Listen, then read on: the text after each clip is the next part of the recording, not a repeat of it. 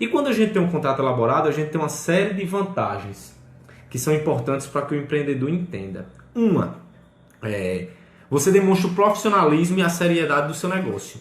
Quando você tem um contrato, a parte já sabe que o seu negócio é algo organizado, qualquer investidor que venha a trabalhar no seu empreendimento, um cliente, um parceiro, um stakeholder que queira fazer negociação com você, ele sabe que ele está trabalhando e está lidando com uma pessoa que respeita o jurídico e acredita na importância do jurídico. Esse é o primeiro ponto. Um segundo ponto bem interessante é a questão dos direitos e deveres. Quando a gente tem um contrato, que a gente foge dessa ideia que a Axon falou, da coisa oral, daquela questão acordada de boca, a gente consegue elaborar bem os direitos e deveres das partes, certo? A gente sabe qual é a minha obrigação enquanto fornecedor e qual é o meu direito enquanto cliente. Com isso a gente adquire uma coisa que não existe muito no contrato oral, que é a demissão do cliente. Eu gosto muito de falar isso quando eu trato de contrato. Quando começamos a trabalhar no contrato oral, geralmente a gente se acorda o quê? Eu tenho uma obrigação de lhe entregar algo e você tem a obrigação de me pagar tanto. Mas a gente não sabe o que é esse algo, quando é, como eu vou entregar, quais são as suas características, o quanto eu vou lhe pagar, se eu vou lhe pagar dividido ou não, se eu vou lhe pagar em cartão, em cheque, em transferência. E nessa relação, só quem tem um poder, em regra, de lhe demitir você enquanto fornecedor é o cliente. Porque se você não entregar, ele pode dizer que não quer mais o produto.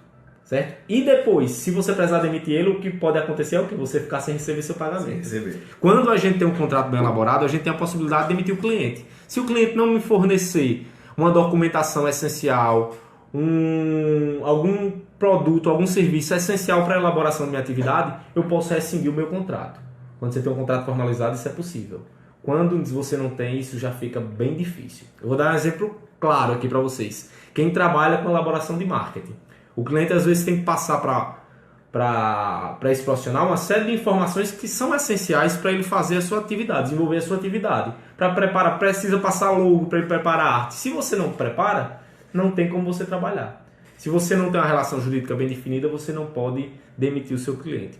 Além disso, surge uma decorrência natural, não é? Que é a questão da segurança jurídica. A gente tem uma segurança jurídica porque a gente tem uns termos bem delimitados e bem elaborados desse contrato. E por fim, algo que é bem mais jurídico, tem uma essência mais jurídica, mas é muito importante, diz respeito à questão das fases do processo. Lucas, o que é que danado frase de processo tem a ver com contratos do meu negócio? Pronto, agora entrou na parte difícil, né? A parte difícil, mas que eu vou tornar fácil aqui para vocês. Quando a gente trabalha o processo, em regra, o processo tem duas fases, a fase do conhecimento e a fase da execução. A fase do conhecimento é aquela fase que vai dizer se aquele direito é devido, o quanto ele é devido e como ele é devido. Que no termo jurídico a gente fala por auam e quantum debeatur, no latim. Mas basicamente é o seguinte, a gente vai discutir se aquele direito existe e se de fato ele é válido como as partes estão alegando. Se você não tem um contrato, se eu fiz uma negociação de boca, por exemplo, com a Axon, ou então fiz um documento mal feito, não seguiu os termos da lei. Nem leu a Se a Axon não me paga e eu vou precisar executar esse contrato, eu primeiro tenho que entrar com ação de conhecimento para o juiz dizer, Lucas, de fato, tem direito a receber tanto de Axon que não pagou pelo serviço prestatal e vai pagar de tal forma. Se eu já tenho um contrato bem elaborado, eu tenho um título executivo extrajudicial.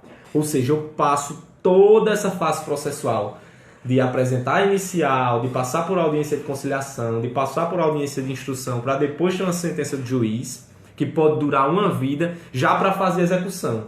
Que, em regra, se você tem um título, o juiz já intima, já se presume que é certo e exigível aquela dívida, e o juiz somente intima uma parte para pagar, e daí já vai para as medidas restritivas, que é bloqueio em conta e penhora de bens. Ou seja, se você tem um contrato bem elaborado, você tem um título executivo extrajudicial que você pode utilizar a qualquer momento para realizar a cobrança do seu devedor.